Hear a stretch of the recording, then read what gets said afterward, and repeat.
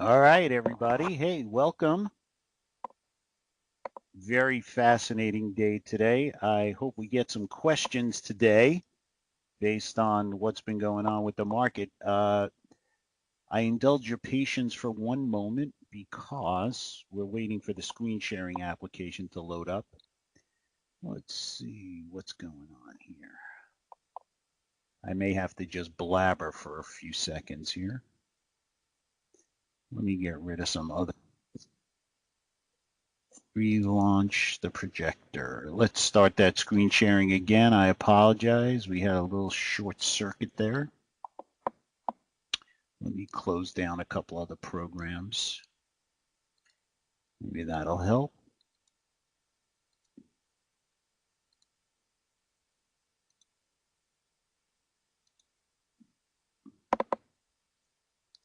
All right, stay with me, folks. All right, I think we're going to be good here. Monitor 2.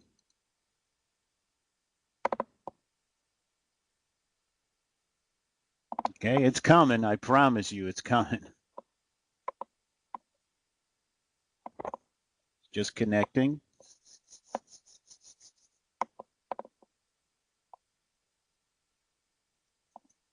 Okay, I think you should be seeing a chart of the diamonds, a daily chart of the diamonds. Okay, so here's what I think we saw today. I think today we saw the resilience of the market.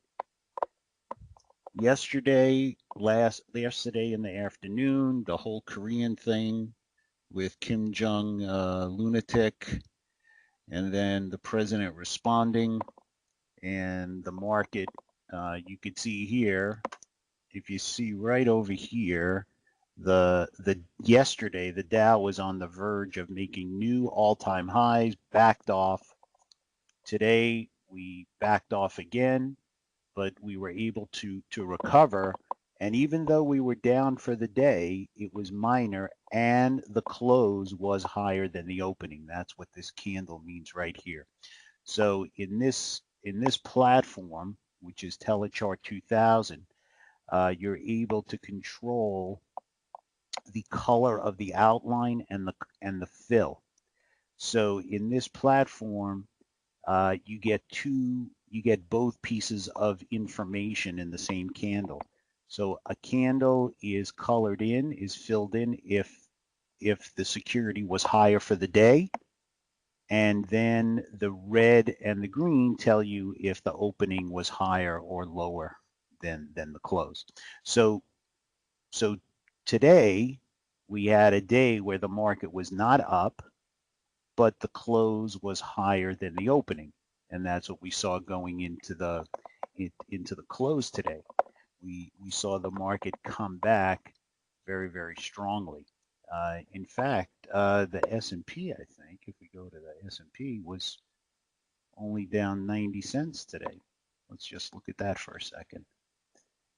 And even though the NASDAQ 100 was down for the day, it came roaring back as well. And that was in spite of Amazon, which is a total disaster. Okay, so let's go over here. You could see on the NDX. I'm sharing this with you because these are some of the tools that we use here at the Rich Options Jerk to help us find trades. So for the educational portfolio, which hopefully you guys are picking up on the newsletter, and you're starting to see how we implement the concepts that we use in the course in actual trades. So you could see here's that NDX. This is a daily weekly chart of the NASDAQ 100. And what you're going to see when you go through these charts is you're actually going to see that with all the craziness that's been going on for the last couple of days, the markets are still holding on to support levels.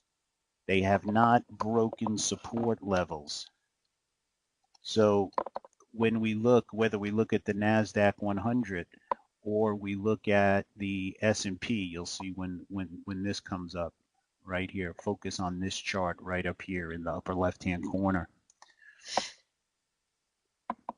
You could see how we're skirting along on that support.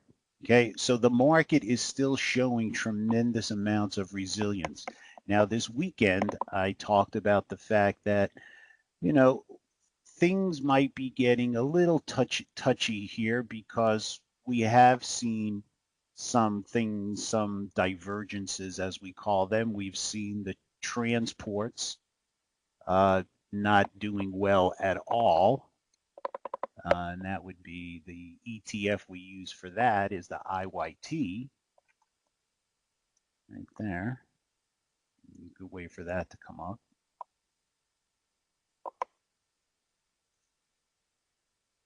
Okay, and there's the transportation average index fund and also something called the XTN. So let me show you that one, XTN. This is actually the one that I use a little bit more. I favor this one over the, hold on, over the IYT. And you could see that the IYT, the transport index was actually up today. However, you could see there was, unlike the index ETFs, this has really suffered technically here, never really recovered from this big decline. And it's really been the railroads and the airlines that have just really dragged this thing all the way down. Now, today, the recovery that we saw was based mostly in the railroads. There was a little bit of improvement in, let's stock like UPS, some of the shipping stocks, but for the most part, you could see the biggest moves here consistently were in the railroads. And since it's a capitalization weighted index, the bigger stocks are going to carry the most influence. So when you go and you rank them by their capitalization, you can see you have Union Pacific up there. You got Chessie, I still call it Chessie, CSX, NSC, Kansas City Southern. You could see that these were the stocks that were up today, and they kind of carried the day. Federal Express and UPS kind of canceled each other out. So we were able to get a recovery. We really do need the transports to start reasserting themselves in order to feel much more confident that the market's going to continue. What we don't want to see happen, I heard Josh Brown talk about this on CNBC. You don't want to start seeing things making lower highs and lower lows. In other words, you don't want this to be the lower high and then have this thing break down below here. In fact, it might look like a little head and shoulders pattern with this double top on the top. So I think we're a little bit into crunch time. I know we're in a seasonally weak part of the year, but I think we gotta, watch our P's and Q's here. The other areas that I mentioned in the newsletter this week that are still showing some weakness are things like the mid-cap stocks. We look at the MDY, you could see it was a lousy day today, which is really not good. And the IJR, which is the small cap. The thing we don't want is we don't want the rally to keep narrowing, right? You need the soldiers and the generals to be marching together. That's what I was taught when I was very young, is you need the soldiers and the generals. So whether you're looking at a small cap index or you're looking at a mid cap index, or you're looking at something like the Russell 2000, IWM,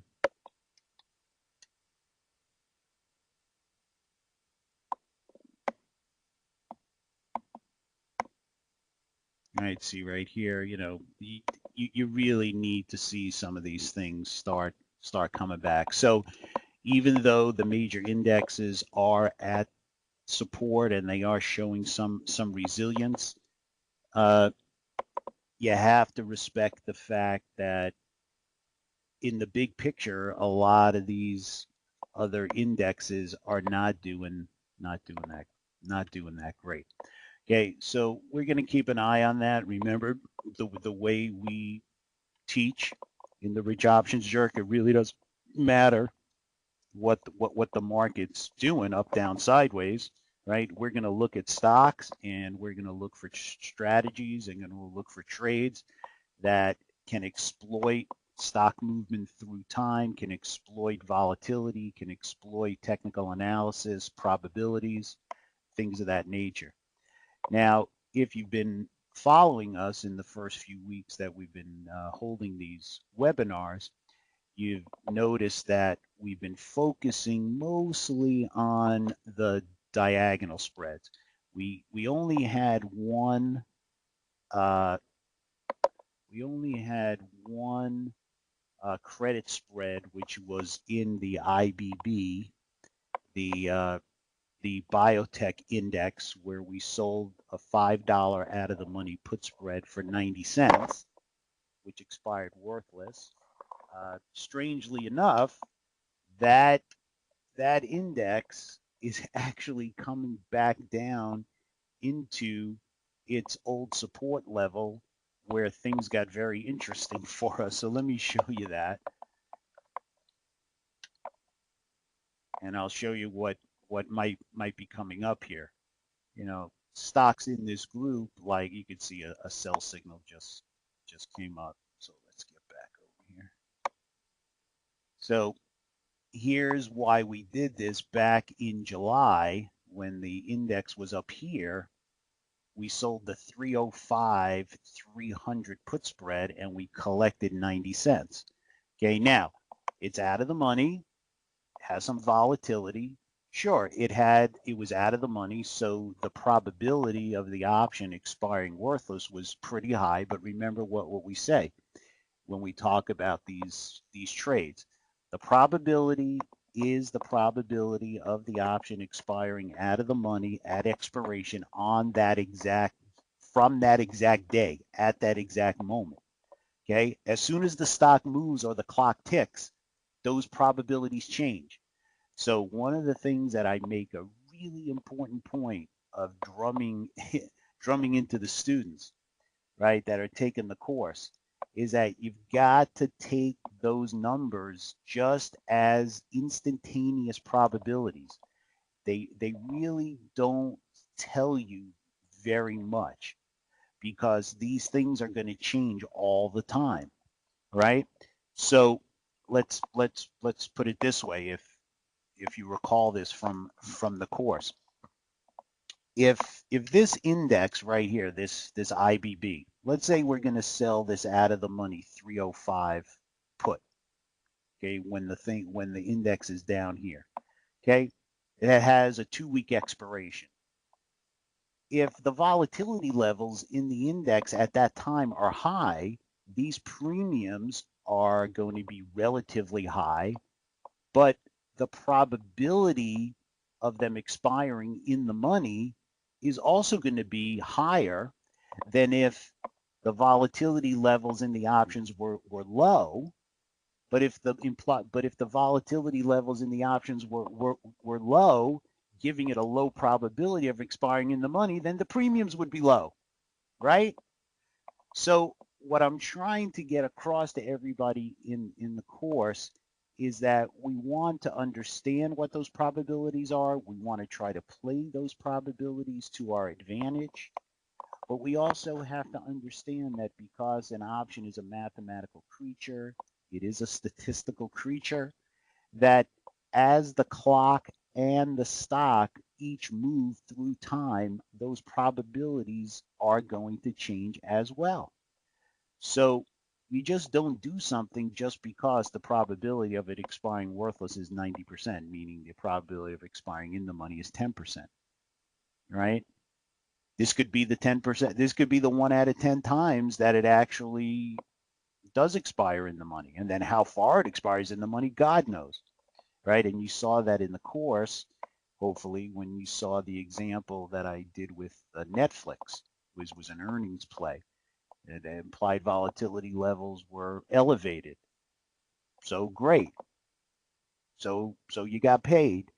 But it turned out that the stock moved more than was expected.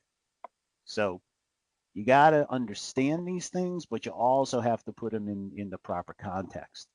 Okay, so if this IBB starts coming back into this area and it starts establishing some support in here, we might take another look at it as a credit spread. Okay, but we're not going to just do a credit spread in this, let's say a bull put spread, just because we can find an option that has a 10 delta, which is a proxy for the option having a 90% chance of expiring out of the money. Okay, so I hope, I don't want to beat that horse up too much, but that's something that is really, really important because it will prevent you from making a lot of mistakes, right? So now this index now has gone from a demand-driven chart to looks like a supply-driven chart. Now we'll see how it follows through, right? Because we'd rather be selling put spreads in an uptrend when the stock hits support and selling call spreads above the market, like over here, where the stock is in that when supply is in control and we can sell calls above the market. Okay, so that's that IBB trade. Okay, all these other trades except for the eBay, except for the eBay, these trades are all diagonal type spreads, which is one of the featured types of trades that we use in the course.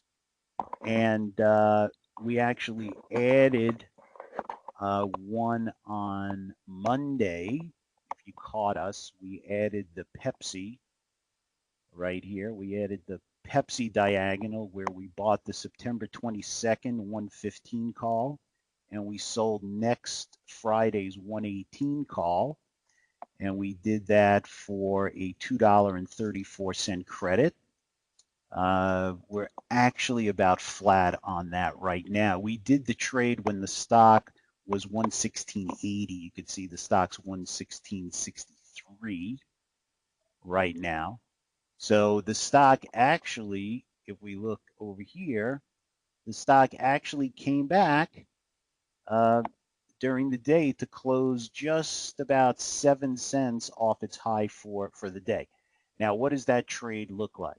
Let's go over here and let me show you what this trade looks like and why it's an exciting trade. Right there. There it is. Okay, so focus in on this area right here.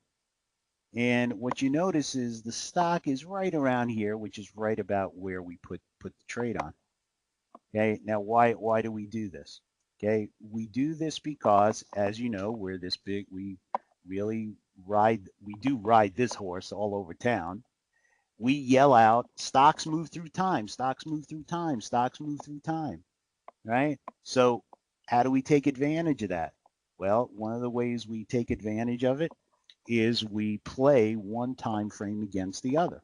We buy a longer term option and we sell a shorter term option. Why? Because given the way time decay works, we know that the shorter term option will decay faster than the longer term option, right? And we also know that if you remember in the course, in let's say calls, well, actually, we won't go by strike price. We'll just say in the money, the further in the money you go and the further out of the money you go, the slower the time decay is.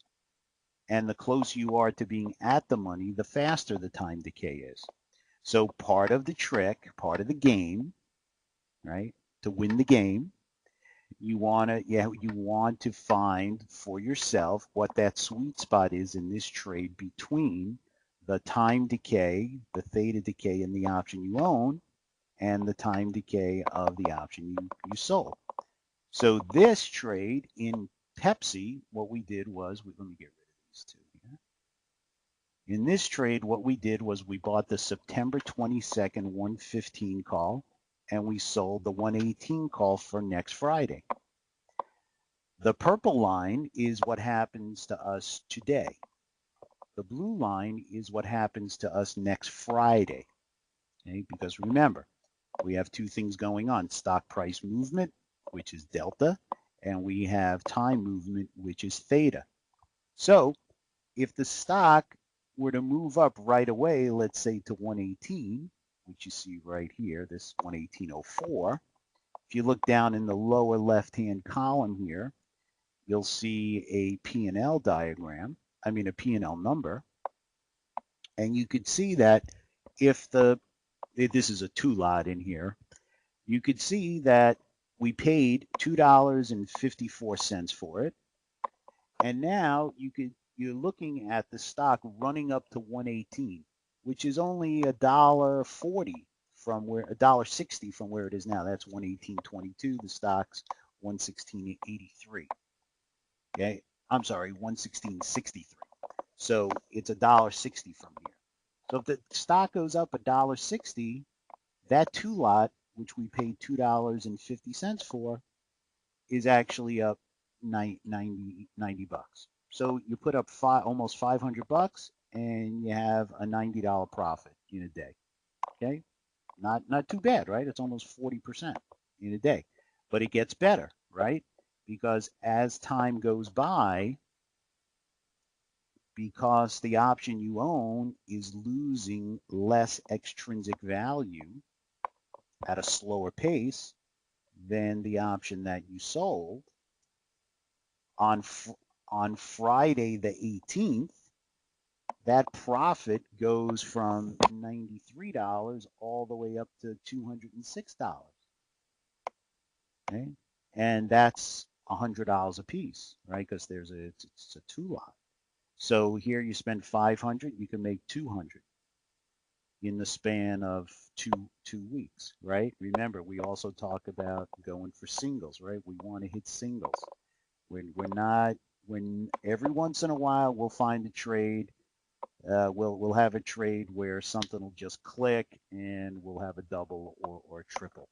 But it's not going to happen that often because that's not how we do it, right? We want to make sure that we're making consistent money, right? And that when things go wrong, we have ways to manage that mistake, because we are going to make mistakes. We actually have one right now in the portfolio, which I will spend a few minutes on. Okay, so what else can we do with this Pepsi trade? Well, the other thing we can do with this Pepsi trade is that as we get to the expiration date of August 18th, well, our long option doesn't expire until September 22nd. So there's going to be a number of weeks in between these 2 weeks that we might have an opportunity to collect additional premium, which can lower our cost, which means we won't need the stock to behave as well in order to still have a profitable trade, right? Because if you lower the cost of your trade, you don't need your trade to be worth as much as before in order to make the same amount of money. So the other benefit of this, the other potential benefit of trading like this, is that if we don't take the trade off on August 19th or beforehand, we're going to get some extra at-bats here. Excuse the baseball analogy. We're going to get more at-bats here to keep this thing going. Okay, and I'll actually show you that in a trade that we're following here, and it's not working out right now. It's really the only trade that's really not working out. But I'll show you how getting opportunities to continually collect premium will actually help you, even when it can help you make more money, but it can also help you manage the risk. So let me bring you over to, actually, you know what, before I do that, let me draw your attention to this JP Morgan trade. Okay? If you notice, this JP Morgan trade right now is comprised of a September 90 call that's trading at $4.32, and this week's 93.5 call, which is right at the money right now, that's trading at 48 cents. So this trade right now is worth $3.84. Okay, so $3.84. It shows here that the cost of the trade is about 320. So 320 from and 384 is about a 64 cent or so profit, and that's why you see over here it says that there's a $327 profit on that. Now, that's not really the case, because this trade, which I actually in the newsletter this Sunday went through the steps, this trade actually started on July 25th, where the original trade where we bought the September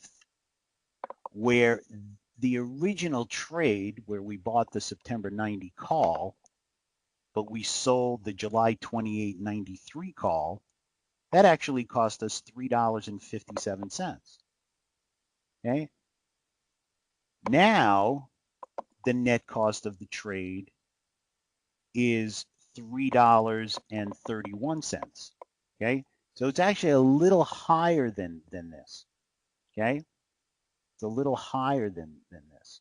And the reason is that we started being short the 93 call, and because the stock ran up, we rolled up to the 93.5 call so that we could widen the spread by 50 cents, because we didn't want to get stuck with a $3 spread with the stock running. We'd rather not collect a lot of premium for the roll, and in exchange try to get it on the back end by widening the spread. Okay, so our net cost on this is $3.31. The spread is now worth $3.82. So we've still got a nice 50-cent profit in the trade, but the important thing to realize is that this trade started out with a $3.57 risk, and now it's down to a $3.31 risk, and we still have over a month to go where we can manage this trade. So let's go over there for a second so I can show you this. Here's the JP Morgan. Let's go over there, right there. Let's get rid of this. Let's do our risk profile, and there you go. So same idea, right? We're only 2 days. Now you notice these are a lot closer than the Pepsi because this is this Friday as opposed to next Friday. So if we looked at the stock at 90, where is it now? 93.53. So let's just say the stock stays right here at about 93.53. Okay, bottom left-hand corner, $500 profit. Okay, on a 5 lot. Okay, so that's $100 a piece. So this spread cost us $3.20. So that means that we could get rid of this spread at about $4.20.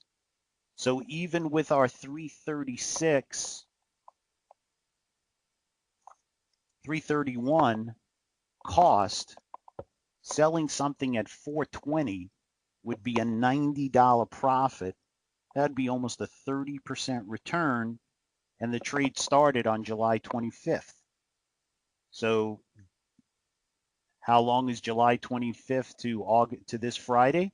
Well, it's 6 days, well, 7 if you include the trade date in July, and 12 days in August. That's 19 days, right? That's a 30% return in 19 days. And remember in the course, what do we say when we talk about risk management? We're not risking a lot on any particular trade because it is the repetition and the recycling of the money that should be our ticket to long-term results, long-term profitability and more consistent profitability. Because you got to think about your trading account not as a casino, not as a shooting gallery, but maybe think about it more along the lines of like running your own little hedge fund, right? So what are you trying to do? You're trying to get consistent returns.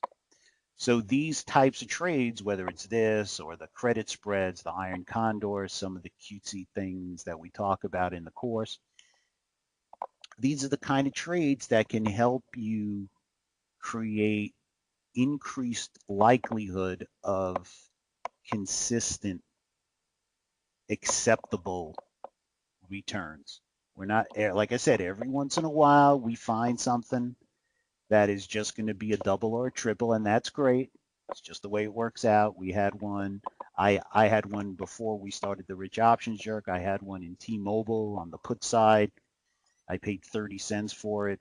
I sold it for $1.30. It was a spread.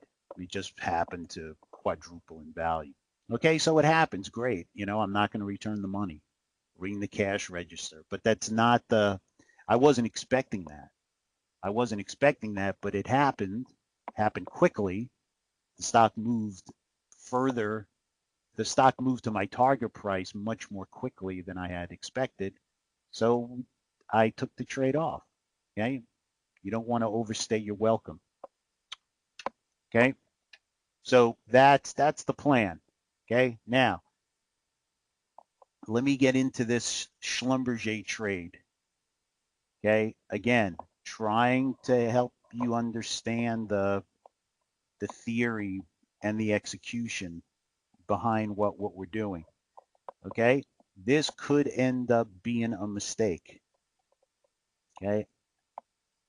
I may have jumped the gun on this. Technically, the stock was looking really good. It was starting to trade above its short-term moving average and some of the other indicators that we look at, like MACD and stochastics, were really starting to move up. Oil had been moving up. So the trade was to buy the November 67.5 calls at $3.40.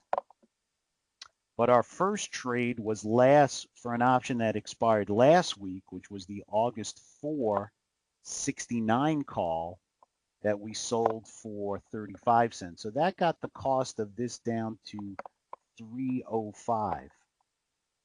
Now, the stock started behaving poorly, and it has continued to behave poorly, although today it did fight its way back to being unchanged. But the stock is still $2 less than when we started. We started last week. So some of those earnings that came out on some of these oil service stocks, if you go to Pioneer, PXD, you see some of these other stocks, you'll see that this was not really turned out in retrospect not to be the best time to do this. But all is not lost, because here's what's happening. Okay?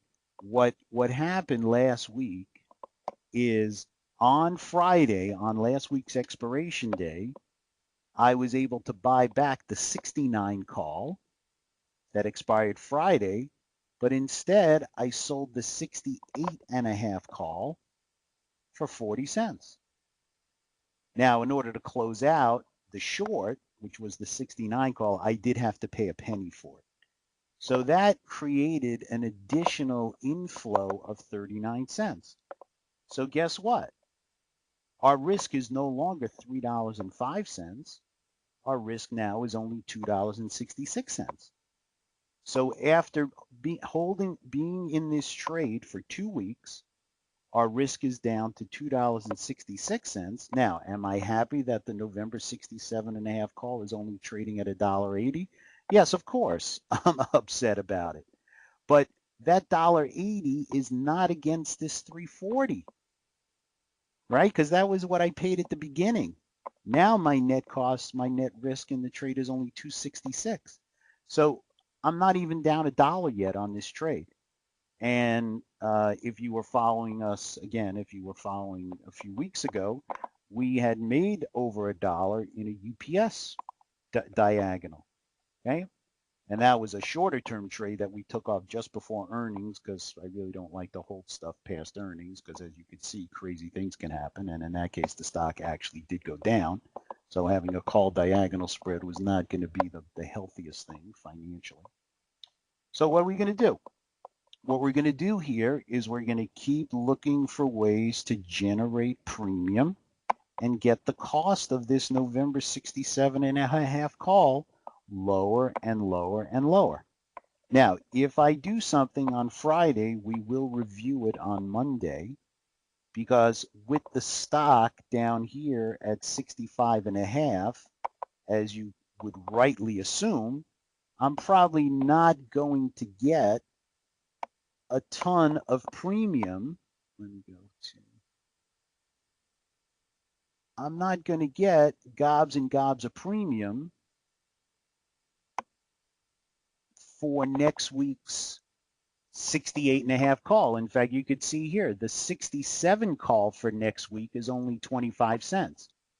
Okay. So let's think this through a little bit. Okay. How do you think through this as an option trader? Okay. Well, if the stock is only 65.5 and it's $2 or so, it's actually more than $2 less than where we started the trade, then yes, we want to try to collect more premium. And you could see I could sell the 66 call right here for 57 cents.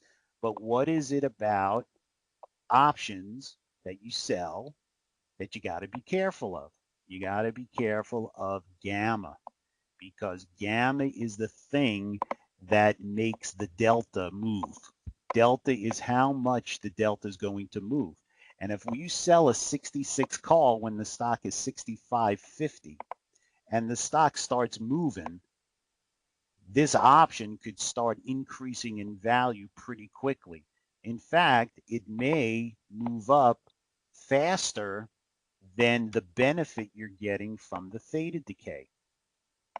So if I were to do this 66 call to collect, let's say 57 cents, and that would get my risk down to $2. The thing that I would do before I did that trade is I would do what I tell all my students to do, is you want to think like a chess player. And what makes a good chess player? What makes a good chess player is the ability to think moves ahead. You have to be a good chess player, thinks moves ahead.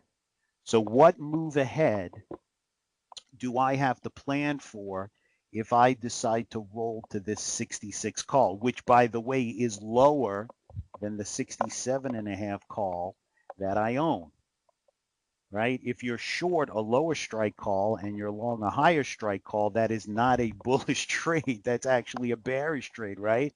Short the lower strike, long the higher strike. That's actually a bearish trade.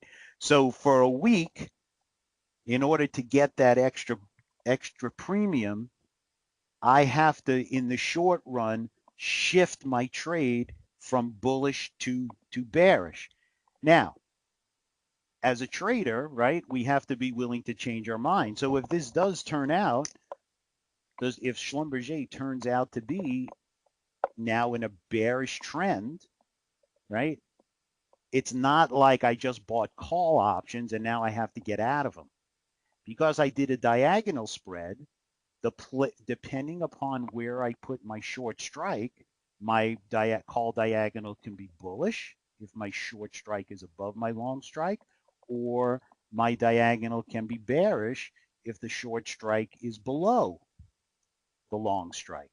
And I can play that. So in effect, I can convert my bullish trade to a bearish trade if the stock is now in a bearish mode and I want to either lower the risk, right, lower the damage, or actually try to make money from this thing, right? Because I could just keep lowering that short call until I end up collecting more than my cost, right? Get my cost to a negative number, and then as long as the stock doesn't shoot back up and I get whipsawed, which is really terrible. That actually happened once to me this year because I was asleep at the switch and I shouldn't have been. I was distracted. It was Goldman Sachs. I freely admit my mistakes, right? But the thing about these diagonal trades that a lot of people don't realize is that they can evolve from bullish bias to neutral bias to bearish bias and back and forth as long as you plan ahead, because you don't want this short call that you're going to roll to run away from you. So depending on what we decide to do with this in the next couple of days, I'll review it on Monday and I'll explain exactly how we do this. So the planning ahead has to do with not simulating the trade you're doing, which in this case would be to roll, let's say, to the 66 call. But what you would simulate is the roll from this week's 66 call to the next week's call, let's say a 66 and a half or a 67. Because what you want to know is not only what's going to happen to your 66 call in this case that you sold, but you also want to know what's going to happen to the option that you're going to want to move to if the stock started going back up again, right? Because you have to start moving your strike price back up so that you don't get left behind and stuck with a bearish trade that really should go back to having a bullish bias. So this simulation, not of the trade you're doing, but the next one, is the thing that really helps you, because even though, and I tell this to everybody, whether I'm doing what I'm doing right now in front of an audience or one-on-one coaching, is options are mathematical creatures. So even though we don't know what the future price of the stock is, because options follow this pricing model, whatever you want to call it, give it a name, Black-Scholes, Yerkes-Stensland, binomial, whatever it is. For our purposes, they're all pretty much the same thing. Because option prices follow this model, we can look out into the uncertain future of the stock price and see how the option will behave at any price that the stock might reach on a certain day in the future. Obviously, under certain assumptions, the biggest one that the volatility levels don't change. Okay, so we have to make some assumption. Okay, so the course doesn't really get into that, which is one of the reasons we do these webinars. But if you really start hanging out with us and you start watching how we take what's in the course and bring it to life, those things, and you read the newsletter on the weekends, I think those three things together really make a complete picture. So most of the time, I think right now in this marketplace, you're gonna still see more diagonal type trades instead of credit spreads. And the thing about credit spreads is that because they expire at the same time, if it really does start moving against you because of that negative gamma, things can get messy in a hurry. So you really got to pick your spots. Today I was looking at an Amazon out of the money call spread because the stock is just a total disaster. Right? The stock here, if I bring up Amazon, right, the stock is just a total disaster.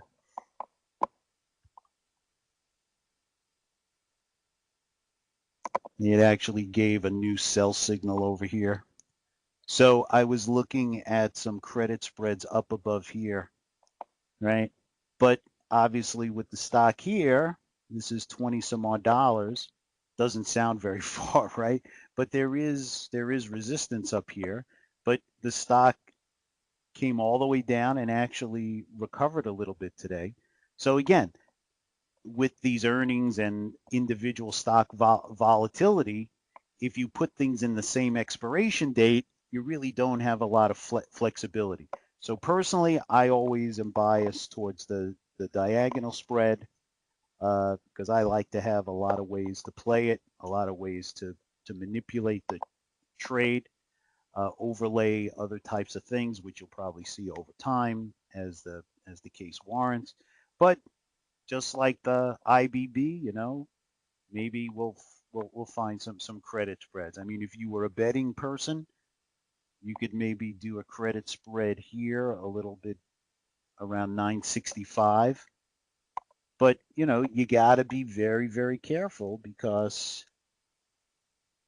one thing could happen, especially now with the geopolitical risk.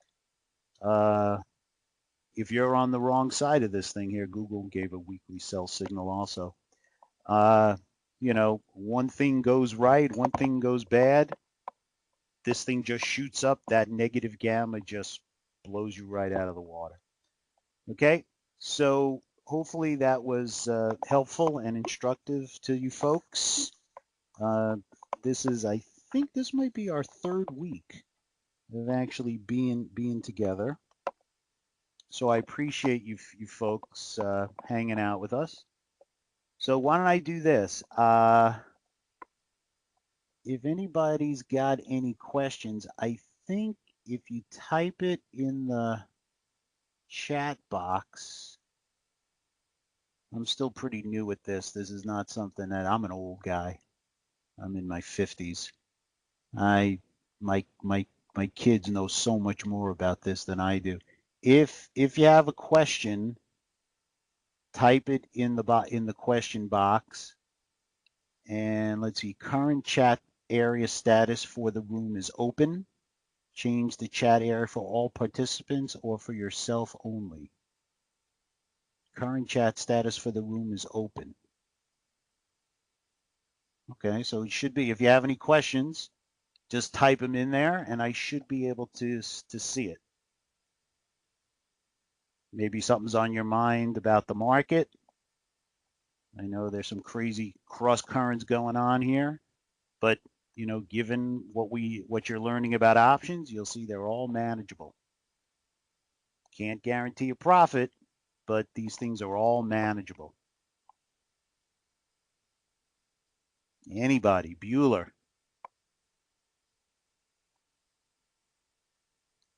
All right. Well, you guys also have my contact information in the course. You know where to get to me.